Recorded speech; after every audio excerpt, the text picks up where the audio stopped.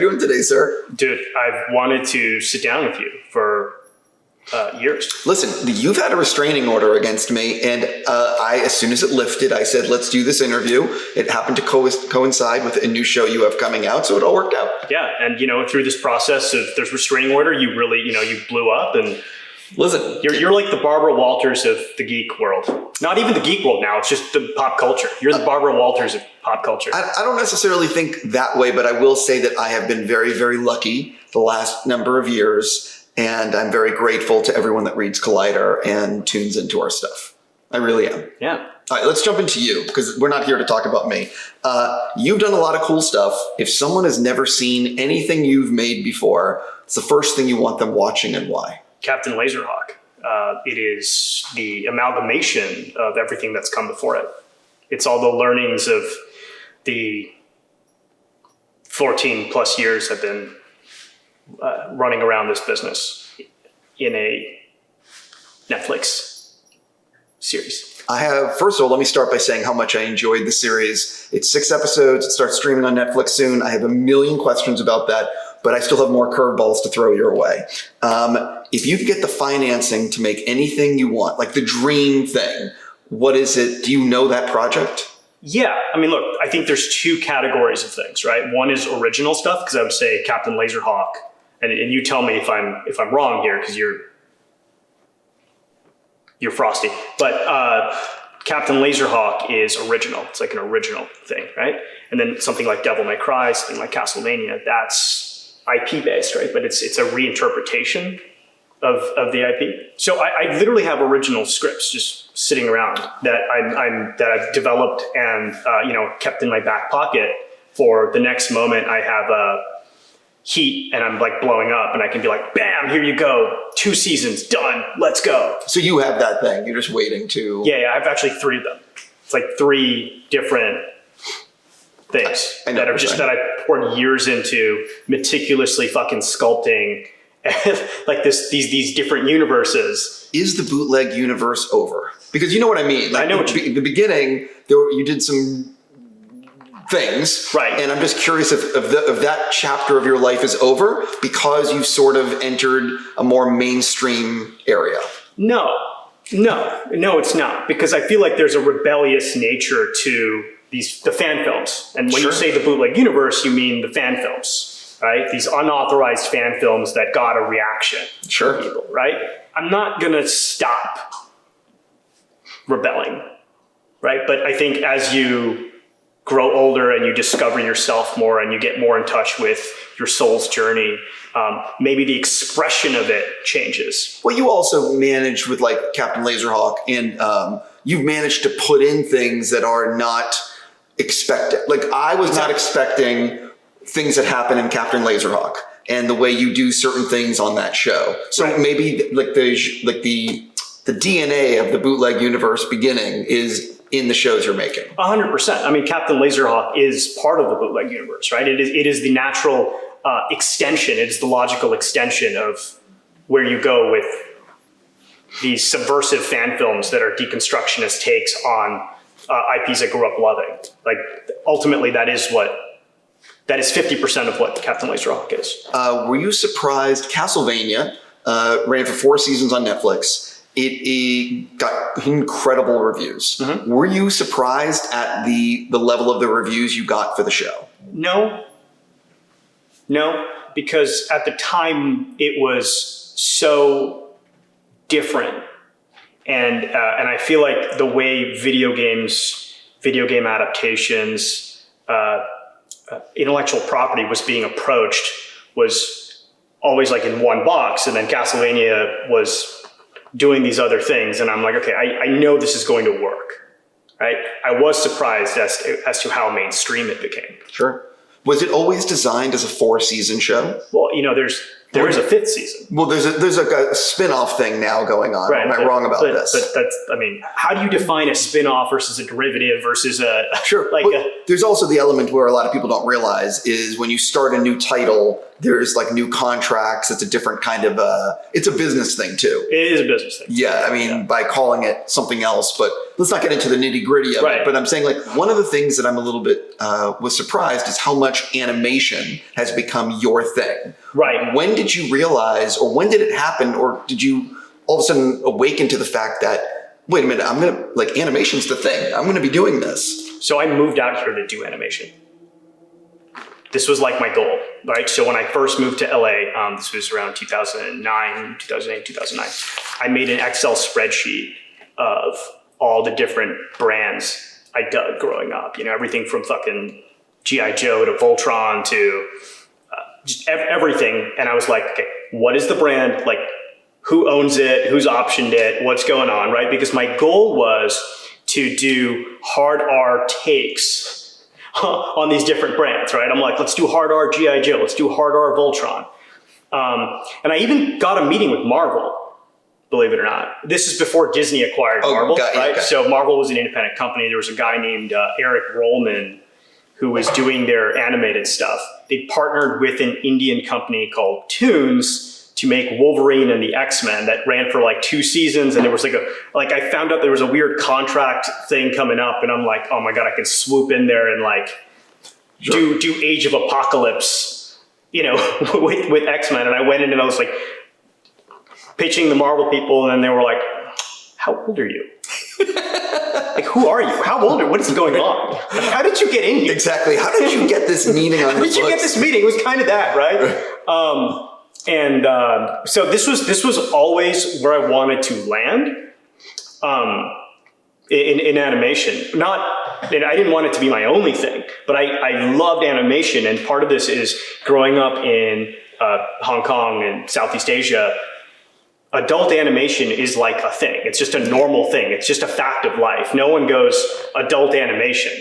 It's just, they don't even say animation sometimes, right? Because I don't think people in America fully understand how much animation and anime is a part of the rest of the world. Right. So I was confused, and then I came here, and then when I spent time in America in the 90s, I was like obsessed with X-Men the Animated Series, and a variety of other American cartoons. And then as you get a little older, you're like, they just disappear. You know what I'm saying? Like, you're watching Saturday morning cartoons, you're obsessed with them, you're buying the toys, you're like obsessed with the commercials.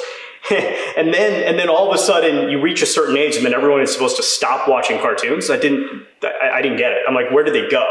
Like, I was expecting them to age with me. Yeah, not in America. No, it just stops. Yeah, it just stops. And then when you look at the X-Men the Animated Series, they had like very adult oriented storylines. When you look at the pilot, Night of the Sentinels, like freaking Morph dies, right? You get a main character like dying in the pilot of this kids cartoon. So it was already like laying the foundation for what came next. So to me, it was more like, why doesn't this exist? And then I happened to just show up, and now, as you said, I'm like associated with adult animation. Yeah, which is, listen, this is this is something that I'm happy that this is being done. Let's jump into Captain Laserhawk. Mm-hmm. So one of the things about this is, I have a lot of questions. How did you guys decide you wanted it to be 6 episodes for the first season? Or was it story-based? Was it budget-based? Like, how'd that number come up? It's a Netflix thing. They were like 6? Right, okay. They kind of just come and they're like, the algorithm says 6. Well, I will say a lot of shows now are aiming. It used to be 10, right? Then it went to 8, right? And a lot are going to 6. Yes, and which is fine. So which is fine. It's better. 6 is better than 1. No, but it's basically you get 1 episode. You essentially made like a little over 2 hour movie that's in 6 parts. Yeah. Essentially. So one of the things about it is you are using a lot of Ubisoft characters in your show. Yes. So my question is, let's talk about going to Ubisoft and pitching them on what you wanted to do, because it's the first time that they've agreed to do something R-rated with their characters. Yes. So what was that process like? Yeah. Well, I was already working with Ubisoft, and they'd reached out to me after the Bootleg Universe fan films, and I had a working relationship with several of the executives there, and look, I just wrote this up and sent it to them, and they were like, "Yeah, this is great. Let's do it." It didn't really require a whole lot of convincing. I think, if anything, there was convincing on the other side to me that this was real. Right, I got it. You know what I'm saying? Right. They're saying yes, and you're like, I don't understand. Because, for years, anytime I would have any sort of hit or even a single or a double, you end up getting studio meetings. Sure. And you show up, and they're like, "So what do you want to do? What do you want to do?" And I'm like, "So you have the rights to Waldo, right?" And they're like, "Yeah, And then they all get uncomfortable. They're like, "What the fuck is he talking about, Waldo?" I'm like, "Okay." So imagine a hard R, Where's Waldo? It's like Born Identity, where he's, and you're like, "Wow, this meeting just went fucking horribly. I should not have said that out loud." So I was used to a lot of those, right? It's like, sure, that was kind of the rhythm, and I'd leave them like, "Why can't you just pitch something normal?" Well, the thing is, though, I don't think it's in your DNA to pitch something normal. No. B, it's boring. C, it's that's the vanilla ice cream that makes no one excited. You have to mix with sprinkles. You got to do something. Anyway, I want to continue. Mm-hmm. So one of the character I couldn't believe was in this was Rayman. Mm-hmm. I just was like, wait, what? So where did Rayman come from to put him in this series? Where did he come from? No, not like his origin, but where the idea to make him an integral part of this show. When I first had the download about this show, right? Because this show came to me. This world came to me. I had 6 images that popped in my head, and one of them was this iteration of Rayman that you see in the show. That was one of the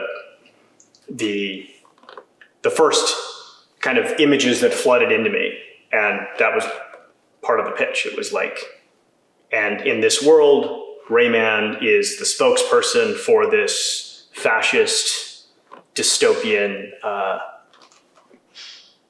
company that is also a nation. One of the things that I watch a lot of TV and a lot of movies. Generally, I can picture where everything is going. One of the things I commend you on with this was it takes a lot of turns that I did not expect. Right. How much was that you know what I mean? Talk a little bit about that. There are constant left and right turns that the audience will not see coming. Yeah, I feel so you're asking me how did I come about that, and what's the process of arriving? Well, I mean, at that? also just was it something were you when you were coming up with it? Were you it has to take turns the audience does not expect? So my process is more intuitive than it is logical. Okay, right, if that makes sense. So subconsciously, yes. 100%. I am going through that. I'm I wanted to take twists and turns, but that's because I like it when shows do that, right? When I was younger, watching watching movies all day, I didn't like the thing where all of a sudden, okay, after the first act, you know how this is going to play out, right? Exactly. There's a blueprint, and we're just going to follow the formula. I don't like things that are formulaic, which I think intrinsically is why I was subverting IP with the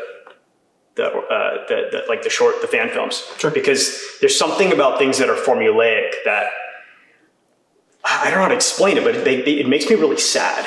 Right? It kind of I feel this glimmer of hope die.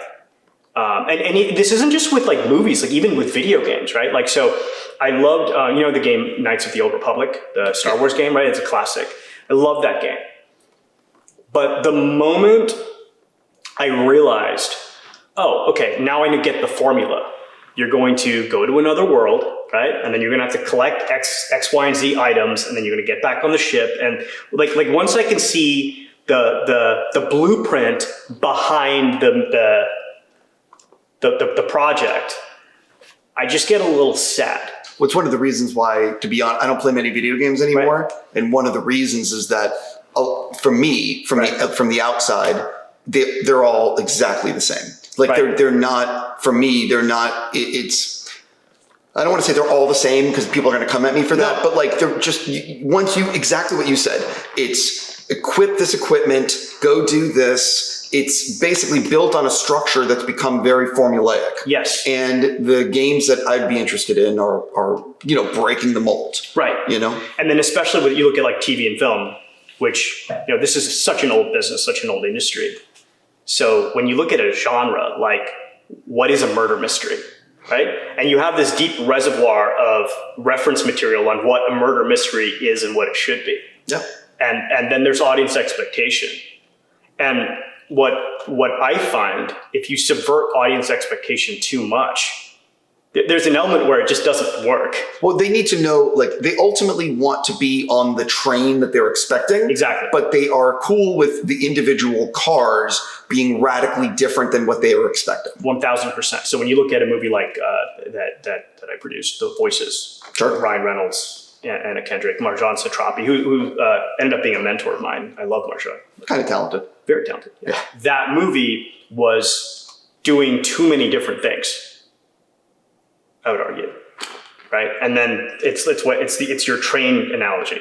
Yeah. The audience is like on one train, they're like another train, and then it's also when a film or when anything tries to do too much in one thing. Right. But moving past all that, I want to get back to Captain Laserhawk, and specifically, I really enjoyed the aesthetic choices that were made in telling the story.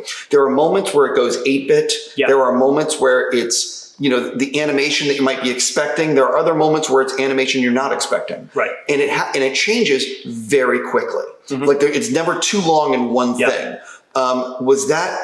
Who came up with that idea to constantly tweak the aesthetic? And, let's get into that. So my last show, Guardians of Justice, sure, was that as well. So, every few seconds we're shifting different animation styles, live action, claymation, pixel art, old school South Park 2D cutout, stop motion, right? And so I wanted to do that again with Captain Laserhawk. And partially because I wanted Captain Laserhawk to not just be, this is this new world, this new universe, and this dystopian satire, but I also wanted it visually to be a love letter to video games and the advancement of video games, right? But as for the actual choices that were made, like, okay, now this is going to be not just pixel art, but now this is going to be like an homage to platformers. This is going to be an homage to Metal Gear Solid, right? Like that was 100%. All those decisions were made by Bobby Pills, the animation studio. In the original drafts of the script, we literally had it in like, okay, Dolph goes for a punch, and then it turns into this style, and then you cut, and then there's like it was all baked into the script, and then they were like, look, dude, we get what you're trying to do. We love it. Let us do it. But let us do it. Right. And I'm like, you should absolutely do this. Sure. So, does it? I'm curious as a producer. Right. Does the aesthetic choice dictate a budgetary need? For example, if you're doing 8-bit graphics versus doing typical animation, is there a difference in cost, or such a difference in cost that you stylistically can only do certain choices for a finite amount of time? So for Guardians of Justice, for instance, and I can speak to that because, we literally put every element together and we're sourcing it from all over the world. You find that certain set pieces, let's call them set pieces, right? You can convey like a large scale destruction in pixel art for a far cheaper price point than you could in like photorealistic CGI. I guess what I said was like super obvious, but right? Like I could have given you a better example. But what I'm wondering is that like, because in Captain Laserhawk, and maybe Bobby Pills made more of the... But no, because here's the thing, like Bobby Pills is an animation studio, right? Sure. So they've got a bunch of, like a team of really talented artists from all over Europe who come in every day to work on Captain Laserhawk. So for them, it's more personnel allocation, right? So the cost of making an animated, I feel like I've gone off the rails in how I'm talking about this, but there's like it's different than when you're doing a live action project and now you need to go find a vendor to deliver you an asset, right? So like when Marvel makes like Ant-Man, they're then finding a VFX house to do the VFX shots. Sure. I totally get it. Because basically, ultimately, though, no matter what you're making, you have a budget. Right. And so my thing is, our creative, like how, for example, like I just spoke to Matt Shackman about the Monarch show that's Apple TV. Yes. And I was asking him, I'm like, look, you can only have the big Godzilla shots in so many scenes because those sequences are very expensive. Yes. So you have to, in my opinion, you have to figure out, you have to figure out where do you want Godzilla to show up in those 10 episodes, because you can only have him show up so many times. So with Captain Laserhawk, my question is, are there certain things that cost so much or cost a lot more that you're allocating, okay, we can only do this type of animation for 30 minutes of the 2 hours. Do you see what I mean? I do see what you mean. I just took a long way to get there. No. It makes a lot of sense. It's not. It's harder to describe in animation than it is in live action, right? Because in live action, it's more obvious. You're like, okay, these world-ending destruction shots, we get like one of those an episode. Sure. In animation, because it's like, and especially because Captain Laserhawk is like old school. It's hand-drawn animation, right? It's not as obvious to explain because it's drawn. Sure. You know what I mean? No, totally. Yeah. Yeah, we can move on to the next thing. So the full title is Captain Laserhawk, a Blood Dragon Remix. Yeah. How much did you debate that title? Did I personally debate that title? Well, like, I'm curious how the full title came. Who came up with it? Was it almost something else? So I came up with the title. I came up with the title. Like, if you go back to the original like press on it, it was originally like Captain Laserhawk, a Blood Dragon vibe. It's like Blood Dragon there, but Blood Dragon, we landed on Blood Dragon Remix. The next thing is, when you went to Ubisoft and Netflix and they got involved, obviously this is 6 episodes. How much did Netflix ask you and say, hey, we want to make sure you have like a 3-season plan if this were to be a hit? Or is it based on your track record already? They're like, we trust you. Let's just make this 1 season. It wasn't the first thing you described, right? It wasn't like, we need to know who the big bad is of season 3. It wasn't your typical like kind of TV speak. It was more, hey, we trust you. Sure. But there was also an element of, hey, we trust you. We don't fully get what you're doing. So it was like, does that make sense? It was there was like a little bit of skepticism. I'm not saying they weren't supportive. I mean, they're like, again, Netflix has been like the ultimate gift to me creatively in my creative process. And they've, let me do things and get away with things that, you know what I mean? I really appreciate that Netflix is making animation like this, right, and doing things that are not vanilla ice cream. Right.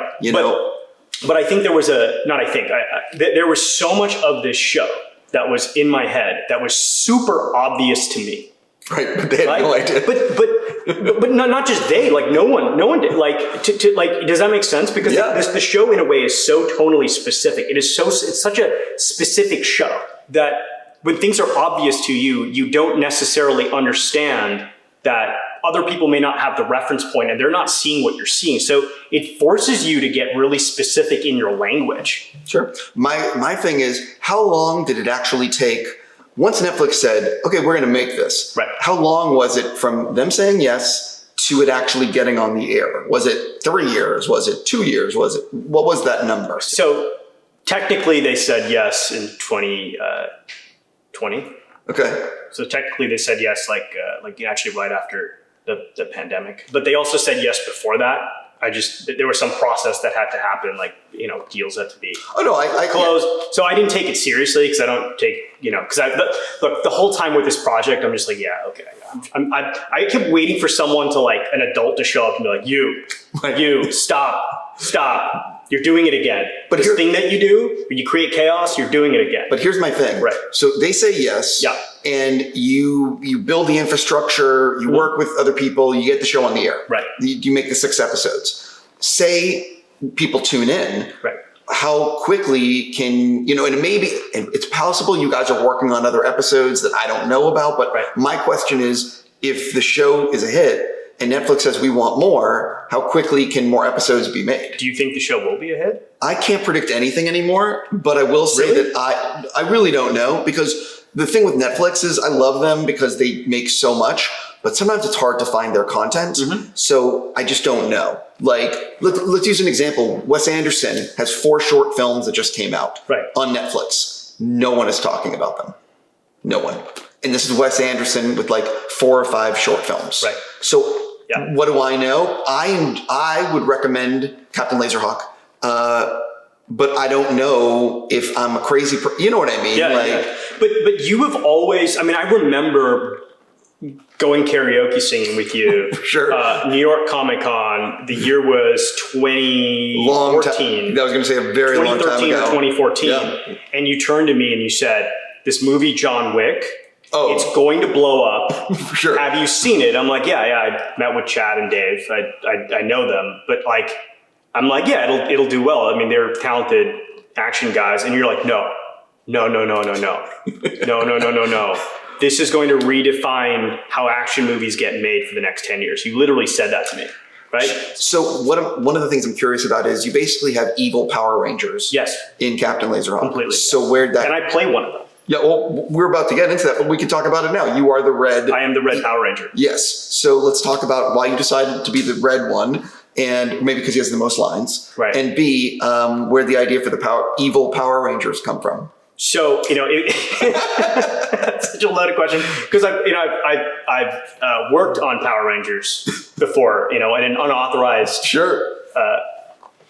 capacity. So the Rainbow Six were originally in it. It was always like the Rainbow Six, because Rainbow Six Siege is a big Ubisoft property. Ubisoft actually has a lot of Tom Clancy branded games, right?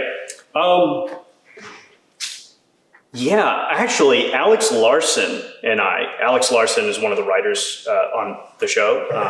We were talking one day, and this came about because of like me and him were riffing. That's how it came about. We were like riffing. He's great, because he was like, dude, like, this is a fun nod to your work on Power Rangers and the thing, and you clearly love this. And I wanted like Megazords and that kind of vibe in the show, right? And then it just fit perfectly. What are you actually most excited for people to see in the show? I know it's a generic question, but I'm sincere with it. In a way, it's not like just one thing, because it's really it's what you were alluding to in the beginning. It's all the twists and turns, right? Because I've spent the last 10 years really studying all the subgenres that we are either spoofing, satirizing, or riffing on. And I've like really, I mentioned this earlier in the before the interview started. Like, I've been dealing with like some crazy chronic illness issues that nearly killed me. So, and I just basically, I went from being this like super extroverted dude who was like crushing it in the Hollywood ecosystem, and I got like, got to go to cool events and cool parties, to the point where like I couldn't leave my house because I was like constantly overstimulated, and it didn't really understand what was going on and couldn't articulate what was going on. So I spent a lot of time really going, okay, what am I going to do with this time now? Because I'm effectively agoraphobic, and I just really studied genre, subgenre, writing, screenplays, and I did a deep dive on this stuff. So yeah, I think it's the subverting of expectations is what I'm excited for people to watch.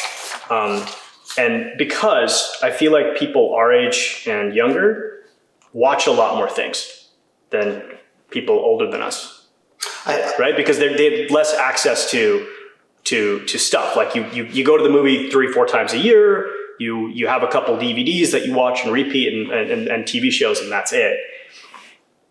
I feel like people now have a more baseline understanding of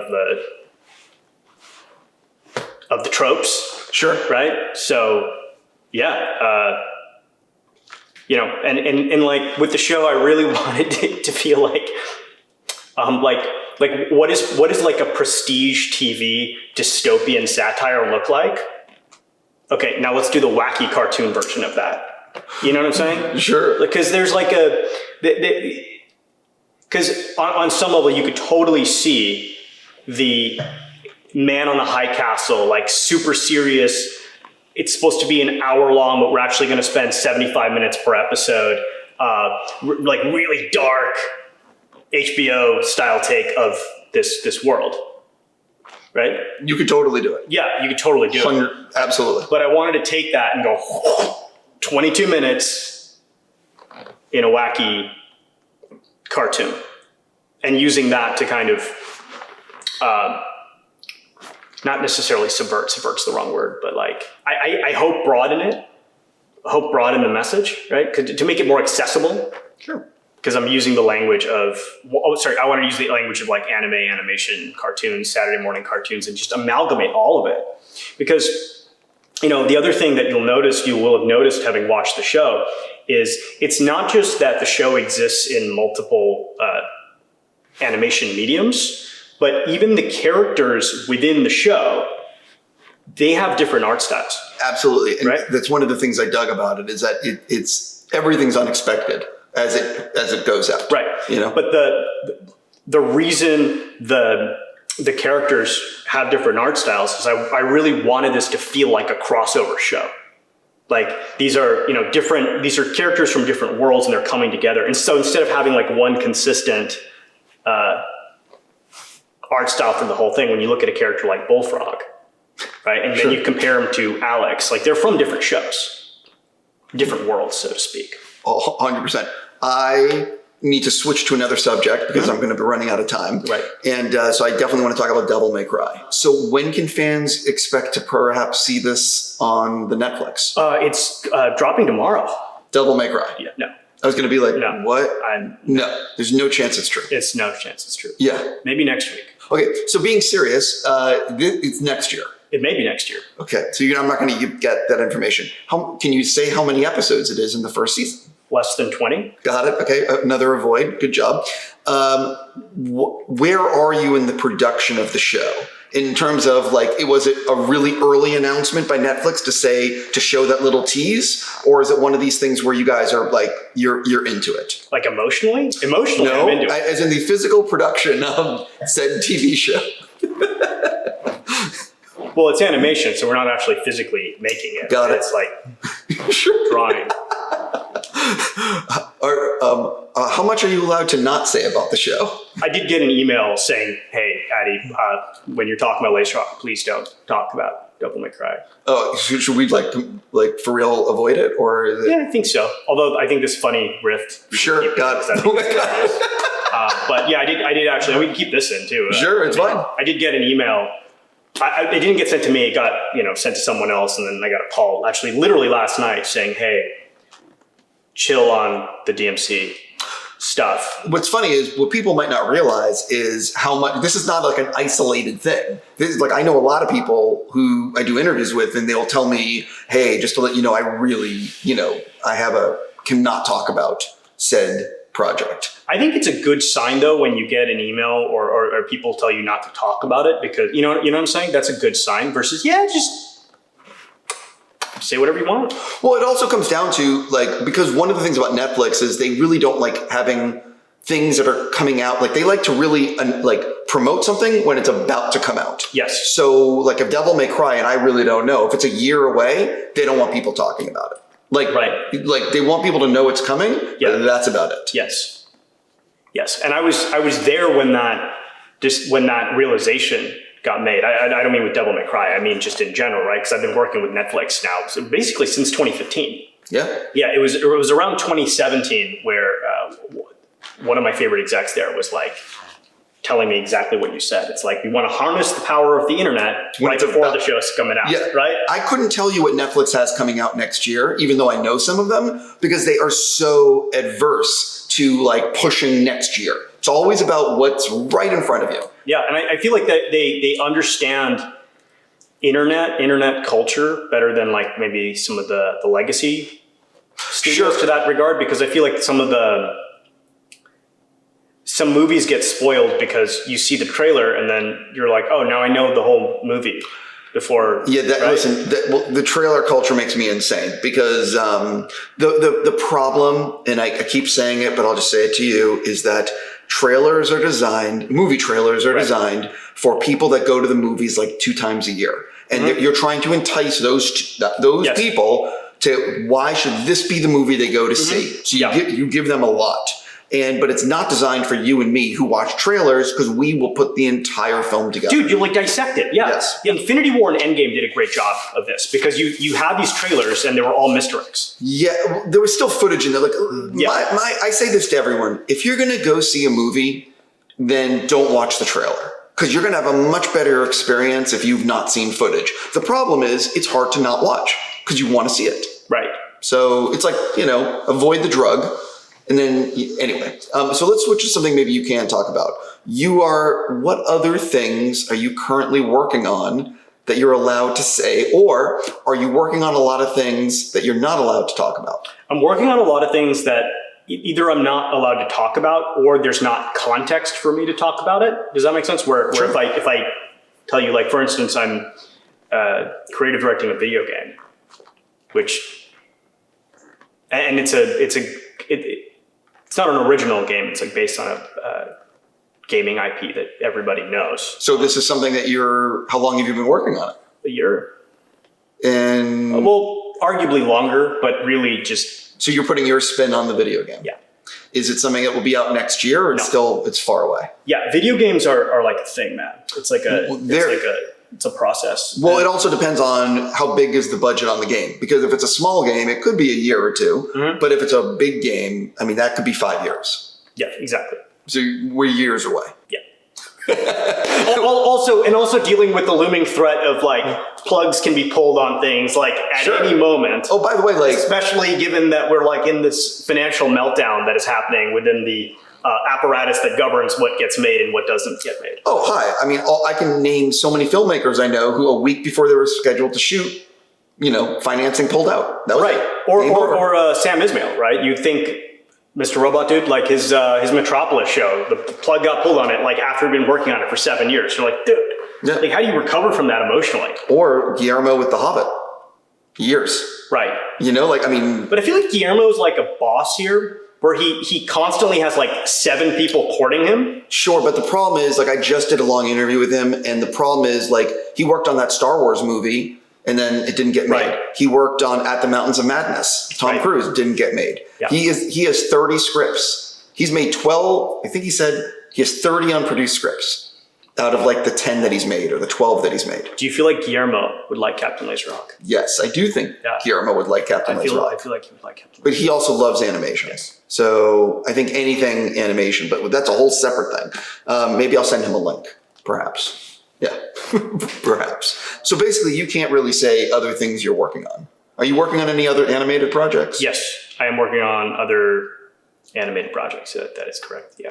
Are they all at Netflix, or are they over at different places? And are there more than 3?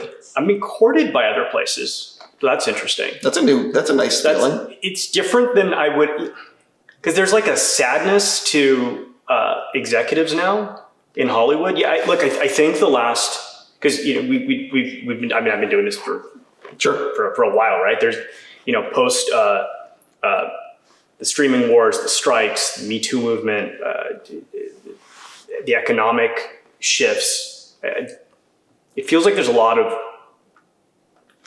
one, job insecurity, but also just like sadness within the ecosystem. It's a very unstable time. Right, it's an unstable time. And when I started in this business, everyone assumed that what they were doing was, or at least it felt that way. It felt like everyone assumed that what they were doing was the most important thing in the world.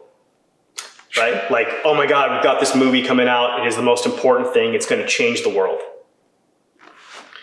And now it's like, whatever that delusion was, I feel like it was helpful because it created like an optimism within the apparatus and the ecosystem that is entertainment. That is gone. That is gone. It just feels like despair and sadness. I'm not like that. I'm like happy and running around. I'm like, yeah, I get to make stuff. But yeah, there is like a sadness. And Netflix has been wonderful. I mean, this isn't a Netflix thing because they're in their own. Sure. I know people that are making stuff at Netflix and they're also making stuff at Apple and other places exactly the same time. Yeah, it's not like you don't have to have a marriage to just one company. Right. No, but I'm saying like Netflix has been, in the time that I've been working with them, very internationally minded, right? So it's not like an LA based company. They're and think about what they've done with South Korean content. Exactly. And blown it out around the world. Right. And also, I don't think people realize for example, with Captain Laserhawk, say it doesn't do well in America, but it's the #1 show in Asia. That's enough to keep it on the air. Exactly. Like they have 84 countries. Yeah. They're programming for the world. Yes. Where it felt like when I first moved here, movies were programming for Hollywood. Right? You're trying to like look cool in Hollywood. Yeah. And yeah. Listen, that's one of the reasons why anytime I speak or I read or see people talking about box office, if you're not talking about the global numbers, or at least bringing it into the conversation. So say a movie makes $10 million in America, but it made $100 million globally. You need to tell the audience, well, it didn't do well in America, but globally it made $100 million. Well, this is how I broke in, right? I was working in the international foreign sales distribution arm of the movie business, where you realize like, it used to be like 90% of the revenue from a movie came from the US. Then it became like 30% and 70% came from international. Yep. And, obviously comedy, there are exceptions, things like comedies, dramas, but the genre that I exist in, action movies, action thrillers, sci-fi, like 70-30. Listen, and sometimes it's 90% America, 10% global, and sometimes it's 10% America, 90% global. Mm-hmm. You have to think with the global audience, which is why it's so important to always talk about global numbers. But on that note, I'm just going to say I really do hope sincerely that the show is a huge hit for you, and I'd love to see more stuff like this that is not vanilla ice cream. Thank you. I really appreciate that, man. Like the whole. I'm so grateful to Ubisoft because in a way, I've like glossed over this as we've been talking. Like I'm like, yeah, they said yes, but it was more than just saying yes. It was like saying yes and then paving the road, right? Like just paving the road because even a little thing like when you go out to pitch the show. So I go out and I have like network meetings, pitching it here, pitching it there, and you're with the head of the network. They're kind of like, come on, dude, they're not going to let you do this, right? So one of the owners of one of the brothers that owns Ubisoft, Gerard, he actually came to the pitch meetings. Oh, yeah. Right? Which that was like super meaningful. Like, I don't know, I was like, wow, I feel really supported. I feel really seen. You know what I mean? But also I'm sure he's very excited about what this could also do for some of the characters. You know what I mean? It's thinking of listen, they're obviously very smart to think outside the box because again, I keep on going back to vanilla ice cream, but I don't want to see vanilla ice cream. I want to see stuff that's different, and at least they're smart enough to do something different. Yeah. And then obviously, I don't know what vanilla ice cream looks like. Sure. I literally start at fucking an amalgamation of rainbow and no, but listen, but it's the same. It's the same thing with. I put on panels at Comic-Con. It's the same thing with me. Like the reason my panels are good is because I don't have studios telling me, let's just do this. You know what I mean? Anyway. I got to stop. So I'm just going to say thank you for this. And like I said, I really do hope it's a huge hit. Bro, fucking love you. Okay, I'll take it. You're like my spirit animal, dude.